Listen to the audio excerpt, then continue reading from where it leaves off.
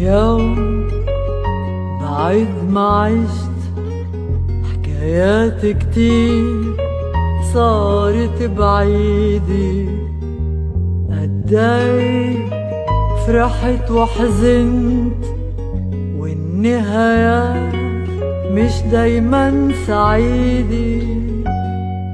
صحيح